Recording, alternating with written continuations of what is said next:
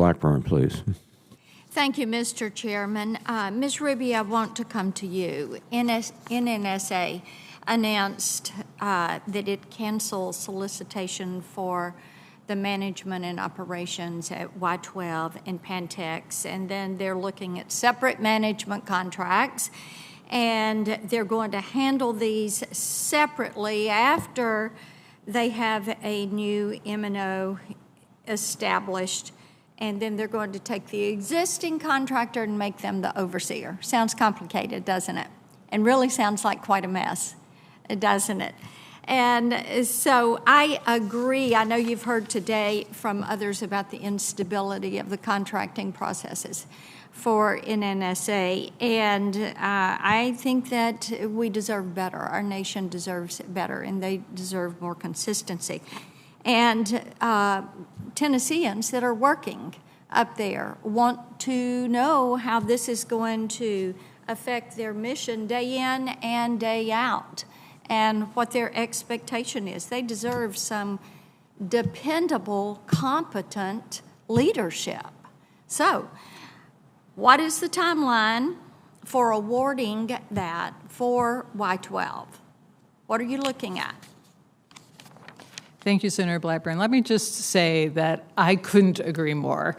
While this sounds complicated, the intention is to get long-term stability and reward our M&O contractor workforce, which does the work of NNSA. Make no doubt about it. That's the people we count on. Then what are the local management implications of what you're doing, the path you're going? Yeah, we will, right now, Pantex and Y12 share a field office. I know what the setup is. I'm asking about the long-term implications. What are those? What are the cost implications? Yep, okay. Are you doing this and pushing back on infrastructure? Because that's imperative, as you know, and there is a backlog that we're waiting to have addressed. Yeah, this is in order to get dedicated leadership at Y12 and at Pantex because of the tremendous workload that we're asking of those facilities, separate, dedicated leadership. It may cost a little bit more, but it is worth it because we have to make sure that we can deliver. Timeline? We expect that the first RFP will be out this year.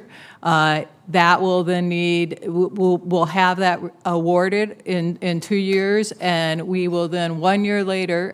So we're 3 years away from seeing consistency, is what you're telling me. We are, but let me move on. You know that is unacceptable, and you know that is not fair to the Y12 employees. But let's continue to discuss that and to work on that issue.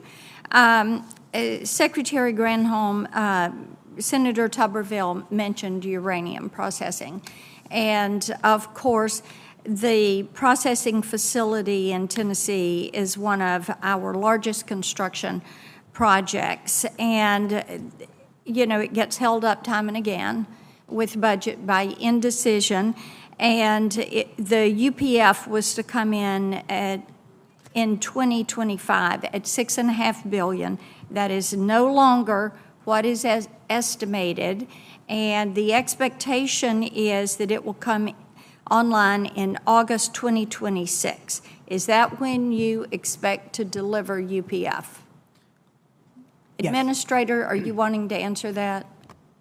Yeah, let me jump in. The answer is yes. That's our plan, and we are looking closely right now at independent experts at any cost implications. I just want to say for a $6.5 billion project executed over 8 years during COVID and during all the supply chain issues we have, we feel this project is incredibly successful. Well, you mentioned yesterday, you told one of my colleagues that an 8-month delay was a commendable accomplishment, and I really disagree with that comment, but we're going to continue to work on it. Madam Secretary, I want to come back to you on the issue of transportation fuel because that is a top topic. And with the estimate being $6 a gallon during January, we get asked about this every single day, every single day. So what are you doing every day to increase production? Because you're eliminating leases, you're eliminating drilling on federal land. Senator Hawley went through the litany of steps that you all have taken. And we hear from people in the oil industry about the adverse impact of your actions. So tell me what you're doing every day to increase U.S. oil production so that we return to being energy independent and energy dominant like we were the day that you went in as secretary. Yeah, we agree that we want to increase supply. It's why, for example, in the first year of the Biden administration, more permits have been issued than in the first But you don't give the drilling permits. No, we are giving those permits. We want to, and we have called How many upon people an are working increase. on them? Is it one? No, it's actually across the government. It's over at the Department of Interior. It's not in my lane. But I do know that we have been increasing permitting because we want to see increased production in the United States and abroad to be able to make up for the lost barrels that have been off the market as a result of Putin's invasion of Ukraine. Ma'am, I would encourage you to stop saying that. We're importing 670,000 barrels of oil per day. The cost of a gallon of gas, the cost of fertilizer, the cost of diesel are at all-time highs. We need your best effort. We are working on this every day it's- to the extent we can, given that it is a global market and oil is It is. traded Thank you, on a Mr. global Chairman. market. I'm over time. Thank you very much, Senator Blackburn.